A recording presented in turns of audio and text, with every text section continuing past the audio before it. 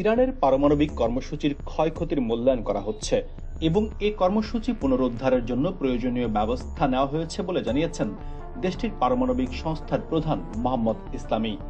ইরানের আধা সরকারি সংবাদ মাধ্যম মেহের নিউজের বরাতে এই তথ্য জানিয়েছে বার্তা সংস্থা রয়টার্স। মোহাম্মদ ইসলামী বলেন, উৎপাদন ও সেবাদান প্রক্রিয়া যেন কোনো ধরনের বিঘ্ন না ঘটে সেই পরিকল্পনায় নেওয়া হয়েছে। এই বক্তব্য এমন এক সময় এলো যখন ইসরায়েল দাবি করেছে ইরান ইসরায়েলে যুদ্ধবিরতি লঙ্ঘন করে ব্যালিস্টিক ক্ষেপণাস্ত্র হামলা চালিয়েছে।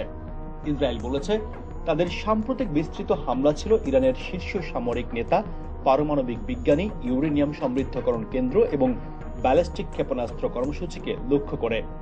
তারা বলছে ইরান যদি এমন অবকাঠামো ঠিক রাখে তাহলে তা ইসরায়েলকে ধ্বংস করার ঘোষিত পরিকল্পনা বাস্তবায়নের দিকে এগিয়ে যাবে। ইরান বরাবরই পারমাণবিক অস্ত্র অর্জনের অভিযোগ অস্বীকার করে আসছে, তবে তারা এমন মাত্রায় ইউরেনিয়াম সমৃদ্ধ করেছে যার কোনো শান্তিপূর্ণ ব্যবহার নেই। এছাড়া আন্তর্জাতিক পরিদর্শকদের পারমাণবিক স্থাপনায় প্রবেশে বাধা দিয়েছে এবং নিজেদের ব্যালিস্টিক ক্ষেপণাস্ত্র কর্মসূচিও সম্প্রসারণ করেছে। ইসরায়েল বলছে ইরান ইতিমধ্যে অস্ত্রায়নের দিকে পদক্ষেপ নিয়েছে।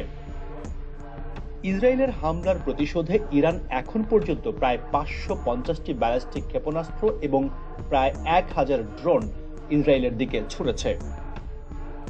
ইরানের এসব ক্ষেপণাস্ত্র হামলায় এখন পর্যন্ত ইসরায়েলের 28 জন নিহত হয়েছেন এবং কয়েক হাজার মানুষ আহত হয়েছে বলে জানিয়েছে দেশটির স্বাস্থ্য বিভাগ ও হাসপাতালগুলো।